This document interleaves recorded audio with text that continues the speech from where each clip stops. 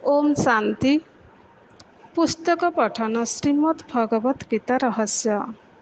लेखक ब्रह्मा कुमार सुधांशु शेखर मिश्र।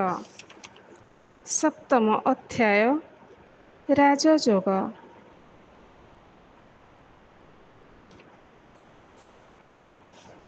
गीतार अन्य एक स्थान कुहाଯାଇଛି, ଯେଉଁ ବ୍ୟक्ति ନିଜ ଜୀବଦଶାରେ ବା ମୃତ୍ୟୁ ପୂର୍ବରୁ କାମ କ୍ରୋଧ ଉପରେ ବିଜୟ ହାସଲ କରିପାରିଛି, ସେ ପ୍ରକୃତରେ ଯୋଗୀ ଏବଂ ସେ ହିଁ ସୁଖୀ ଅଟେ। ଶକ୍ନୋତି ହେବ ଯଃ ସୋଢ଼ୁଂ ପ୍ରାକ୍ ଶରୀର ବିମୋକ୍ଷଣାତ୍ କାମ କ୍ରୋଧ ଭବଂ ବେଗଂ ସଯୁକ୍ତଃ ସ ସୁଖୀ ନରଃ। ପରମାତ୍ମାଙ୍କ ସାନ୍ନିଧ୍ୟ ପ୍ରାପ୍ତି ହିଁ ହେଉଛି ଯୋଗର ଉଦ୍ଦେଶ୍ୟ। କିନ୍ତୁ ଯେ ପର୍ଯ୍ୟନ୍ତ ଆମେ କାମ କ୍ରୋଧ ଉପରୁ ବିଜୟ ପ୍ରାପ୍ତ ହେବ ନାହିଁ, ସେ ପର୍ଯ୍ୟନ୍ତ ଆମର ବୁଦ୍ଧି ପରମାତ୍ମା ମିଳନର ପରମାନନ୍ଦ ଉପଲବ୍ଧି କରିପାରିବ ନାହିଁ। ଅନ୍ୟ ଅର୍ଥରେ କାମ କ୍ରୋଧାଦି ବିକାର ରହିତ ଯୋଗୀ ବା ଜ୍ଞାନୀ ପୁରୁଷ ସତତ ବ୍ରହ୍ମଲୋକ ନିବାସୀ ପରମାତ୍ମାଙ୍କ ସାନ୍ନିଧ୍ୟରେ ରହେ। କାମ କ୍ରୋଧ ବିଯୁକ୍ତାନାଂ ଯତୀନାଂ ଯତଚେତସାଂ ଅଭିतो ବ୍ରହ୍ମ ନିର୍ବାଣଂ ବର୍ତ୍ତତେ ବିଦିତାତ୍ମନାଂ। ପ୍ରଭୁ ମିଳନ ପାଇଁ ଇଚ୍ଛୁକ ବ୍ୟକ୍ତିର ଆହାର ବିହାର ଶୁଦ୍ଧ ଓ ସାତ୍ତ୍ୱିକ ହେବା ଉଚିତ, କାରଣ ଅନ୍ନର ପ୍ରଭାବ ମନ ଉପରେ ପଡ଼େ। ରାଜଯୋଗର ଉଦ୍ଦେଶ୍ୟ ହେଲା ମନକୁ ବିଷୟ ଭୋଗ ପ୍ରସଙ୍ଗରୁ ଅପସାରିତ କରି ନିତ୍ୟ ନିରନ୍ତର ପରମାତ୍ମାଙ୍କ ସହିତ ଯୁକ୍ତ କରିବା। ଶୁଦ୍ଧ ସାତ୍ତ୍ୱିକ ଭୋଜନ ମନରେ ପବିତ୍ର ବିଚାର ଉତ୍ପନ୍ନ କରାଏ। ଭୋଜନର ପ୍ରକାର ଅନୁସାରେ ହିଁ ସାତ୍ତ୍ୱିକ, ରାଜସିକ ବା ତାମସିକ ବୃତ୍ତି ଆମ ମନରେ ଉତ୍ପନ୍ନ ହୁଏ। ଗୀତାରେ ତିନି ପ୍ରକାର ଆହାର କଥା କୁହାଯାଇଛି। ମନୁଷ୍ୟମାନଙ୍କର ପ୍ରକୃତି ଘେନି ସେମାନଙ୍କର ଆହାର, ତପସ୍ୟା, ଯଜ୍ଞ ଓ ଦାନ ମଧ୍ୟ ସାତ୍ତ୍ୱିକ, ରାଜସିକ ଓ ତାମସିକ ଭେଦରେ ତିନି ପ୍ରକାର ହୋଇଥାଏ। ଆହାରସ୍ତ୍ୱପି ସର୍ବସ୍ୟ ତ୍ରିବିଧୋ ଭବତି ପ୍ରିୟଃ ଯଜ୍ଞସ୍ତପସ୍ତନାଦାନଂ ତେଷାଂ ଭେଦମିମଂ ଶୃଣୁ।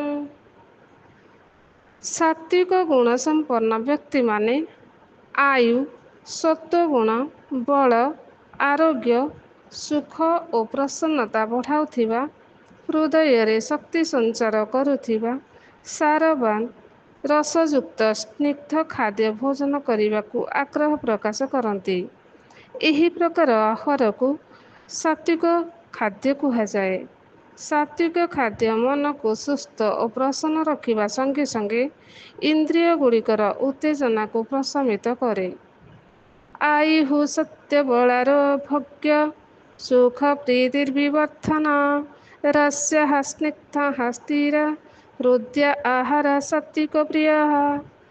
ରାଜସିକ ପ୍ରକୃତିର ଲୋକେ ଦୁଃଖ, ଶୋକ ଓ ରୋଗପ୍ରଦାୟକ ଅତି ପିତା, ଅତି ଖଟା, ଅତି ଲୁଣିଆ, ଅତି ଗରମ, ଅତି ରାଗ, ଅତି ଶୁଷ୍କ ଓ ଅତି ଦାହକାରକ ଖାଦ୍ୟପଦାର୍ଥ ଖାଇବାକୁ ଭଲ ପାଆନ୍ତି।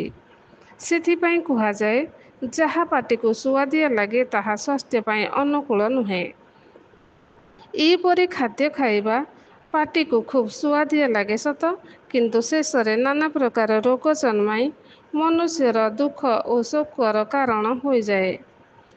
ଦୁଃଖ ଶୋକଗ୍ରସ୍ତ ମାନବ ଯେପରି ପରମାତ୍ମିକ ସୁଖ ଲାଭ କିପରି କରିପାରିବ? କୋଟମଲ୍ଲବଣତୃଷ୍ଣଂ ତୀକ୍ଷ୍ଣ ରୁକ୍ଷ ବିଦାହିନଃ ଆହାର ରାଜସ୍ୟ ଶ୍ରେଷ୍ଠ ଦୁଃଖଃ ଶୋକମୟପ୍ରଦଃ। ତାମସିକ ପ୍ରକୃତିର ଲୋକେ ଗଳିତ, ରସବିହୀନ, ଦୁର୍ଗନ୍ଧମୟ, ବାସ, ଉଚ୍ଛିଷ୍ଟ ଏବଂ ଅତ୍ୟନ୍ତ ଅପବିତ୍ର ଭୋଜନ ଖାଇବାକୁ ଭଲ ପାଆନ୍ତି। ଏଭଳି ତାମସିକ ଖାଦ୍ୟ ସର୍ବଦା ବର୍ଜନୀୟ।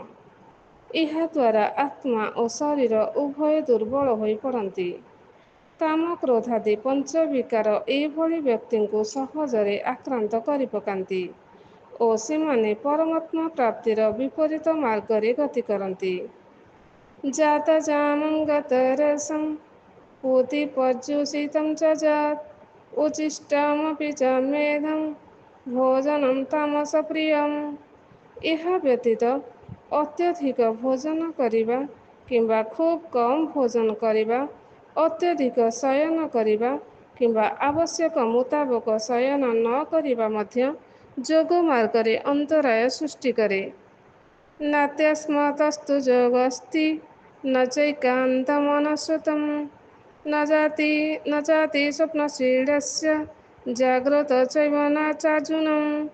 ତେଣୁ ଜଣେ ଯୋଗାଭ୍ୟାସ ବ୍ୟକ୍ତିର ଆହାର, ନିଦ୍ରା, କର୍ମ ଓ ବିହାର ଅତ୍ୟନ୍ତ ସଂଯମ ହେବା ଉଚିତ। ଏହିପରି ସଂଯମୀ ବ୍ୟକ୍ତି ଯୋଗାଭ୍ୟାସ ଦ୍ୱାରା ସମସ୍ତ ପ୍ରକାର ଭୌତିକ ଦୁଃଖ ଯନ୍ତ୍ରଣାରୁ ମୁକ୍ତ ହୋଇପାରେ। ଯଥୋଚିତ ଆହାର ବିହାର, କର୍ମରେ ଯଥାଯୋଗ୍ୟ ଚେଷ୍ଟା ଓ ଯଥୋଚିତ ଶୟନ ଜାଗରଣ ବିନା ଯୋଗରେ ସିଦ୍ଧିପ୍ରାପ୍ତି ସର୍ବଥା ଅସମ୍ଭବ। ଯୁକ୍ତାହାରବିହାରସ୍ୟ ଯୁକ୍ତ ଚେଷ୍ଟସ୍ୟ କର୍ମସୁ ଯୁକ୍ତ ସ୍ୱପ୍ନାବବୋଧସ୍ୟ ଯୋଗ ଭବତି ଦୁଃଖଃ।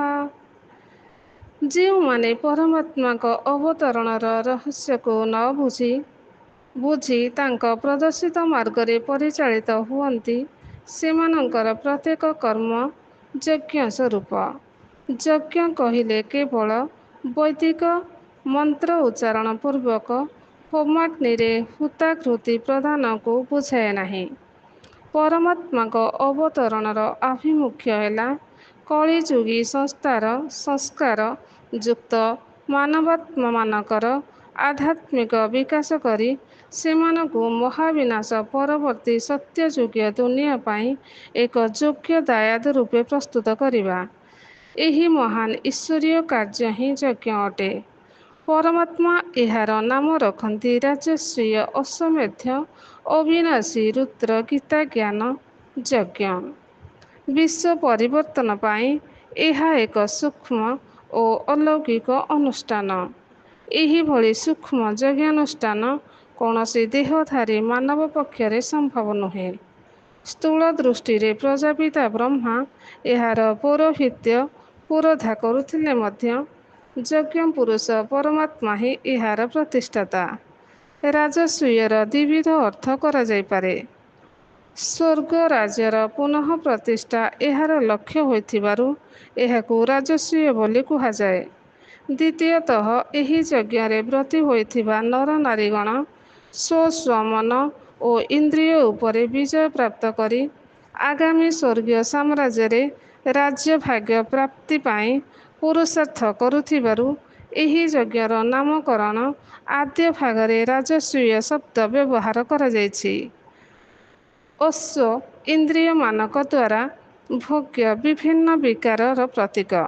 ଏହି ଯଜ୍ଞରେ କାମ, କ୍ରୋଧ, ଲୋଭ, ମୋହ ଓ ଅହଙ୍କାର ଏହି ସ୍ଥୂଳ ପାଞ୍ଚ ବିକାର ଓ ଈର୍ଷା, ଦ୍ୱେଷ, ଭୟ, ଆଳସ୍ୟ ଓ ନିଦ୍ରା ଏହି ସୂକ୍ଷ୍ମ ପାଞ୍ଚ ବିକାର ସମୂହକୁ ଆହୁତି ଦିଆଯାଏ।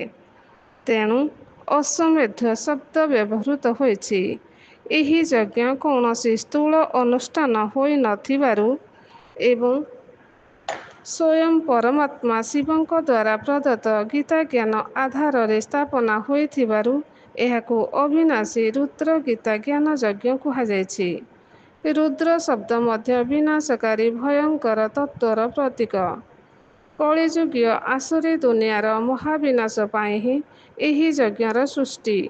ଆଉ ମଧ୍ୟ ରୁଦ୍ର ପରମାତ୍ମା ଶିବଙ୍କର ପର୍ଯ୍ୟାୟବାଚୀ ନାମ ହୋଇଥିବାରୁ ଏହି ଯଜ୍ଞର ନାମକରଣ ତାର ଲକ୍ଷ୍ୟ ଓ ପ୍ରତିଷ୍ଠାତା, ବିଧି ଓ ବିଧାନ ତଥା ଉଦ୍ଦେଶ୍ୟ ଓ ପ୍ରାପ୍ତି ବିଷୟରେ ଇଙ୍ଗିତ କରେ। କ୍ରମଶଃ ଓମ୍ ଶାନ୍ତି।